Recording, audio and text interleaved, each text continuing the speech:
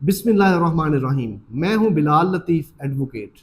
आज मैंने social media पर एक न्यूज़ देखी जिसमें यह बताया गया 11 असामियां डॉक्टर्स की खाली थी, उनके लिए इंटरव्यू कॉल किए गए। तो मैं ये देखकर हैरान रह गया, वहां 1200 के करीब मेल फीमेल डॉक्टर्स इंटरव्यू के लिए पहुंचे। ये बहुत बड़ी कसीर तादाद है। इसी तरह से जब हम किसी कचहरी कोर्ट में चले जाएं तो वकला की, नौजवान वकला की एक कसीर तादाद नजर आती है।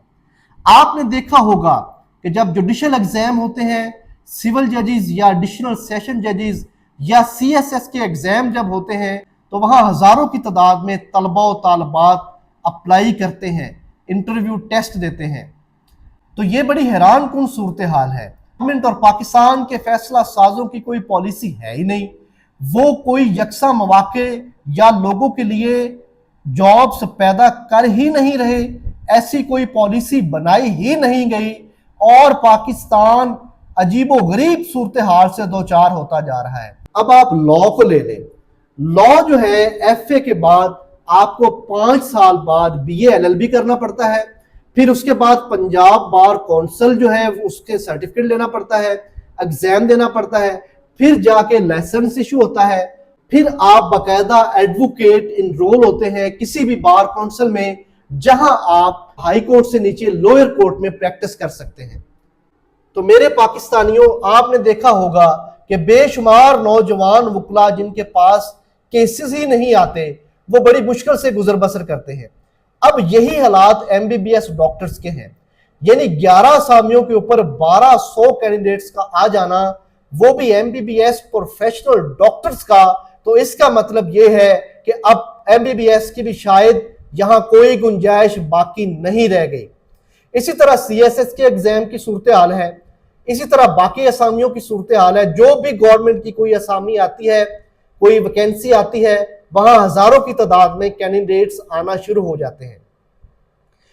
कभी हमने ये नहीं सोचा कि ये क्या वजह है कि रोज बरोज बेरोजगारी बढ़ती जा रही है। इसकी असल वजह यह है कि हमने बच्चों के जहनों के अंदर ये बात डाल दी है कि या तो आप एमबीबीएस करो, या आप एलएलबी करो, या आप जो है वो इंजीनियरिंग करो। इनके अलावा कोई भी ऐसी डिग्री, कोई भी ऐसी चीज जो है वो दुनिया में है ही नहीं। ऐसा हरगिज नहीं है। हमें अब टेक्निकल एजुकेशन की तरफ आना होगा। असल में जो प्राइवेट कॉलेजेस हैं और जो हमारी एक सोच डेवलप कर दी गई है कि जैसे ही बचपन से ही हमें यह बता दिया जाता है कि आपने बड़े होकर एमबीबीएस बनना है, आपने बड़े होकर वकील बनना है, आपने बड़े होकर इंजीनियर बनना है, या इस तरह सिस्टम में हमें उलझा दिया गया है कि हम इसके अलावा हमारी कोई थिंकिंग है ही नहीं। मेरी आपसे दस्तबदस्ता अपील है कि बच्चों को टेक्निकल एजुकेशन की तरफ लेके आए। बच्चों को आप ऑनलाइन वर्क सिखाएं, फाइबर सिखाएं, अपवर्क सिखाएं, आप उनको फेसबुक सिखाएं, आप उनको आर्किटेक्चर इंजीनियर बनाएं, यानी उस तरफ लेके आए, टेक्निकल एजुकेशन की तरफ लेके आए जहां वो बैठकर कुछ ना कुछ अपने लिए कमा सके। ऐसी डिग्री का कोई फायदा नहीं है जो आपका पेट ना पाल सके। तो हमें टेक्निकल एजुकेशन की तरफ आना होगा, हमें ऑनलाइन वर्क की तरफ आना होगा। अब ये प्राइवेट कॉलेजेस और स्कूलों ने ये बड़ा एक अपना धंधा शुरू किया हुआ है और ये माइंडसेट कर दिया है गया है। बड़े बड़े पोस्टर्स लगे होते हैं जिसके ऊपर बच्चों की तस्वीर लगी होती है कि ये एमबीबीएस का कोर्स हमारे पास हो रहा है, ये लॉ का हो रहा है, ये इंजीनियरिंग हम सिखा रहे हैं।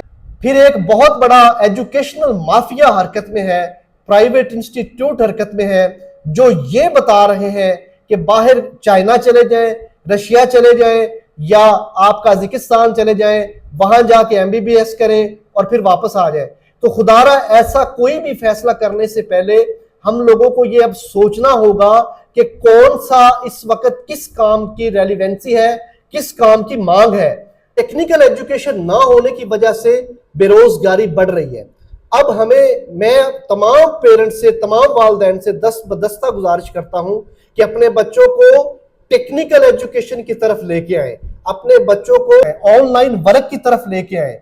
ऐसे किसी काम में, किसी भी जगह पे ऐसी कोई डिग्री ना लेने दे जिनको इस्तेमाल करते हुए कल को हमारे बच्चों को रोजगार ना मिल सके।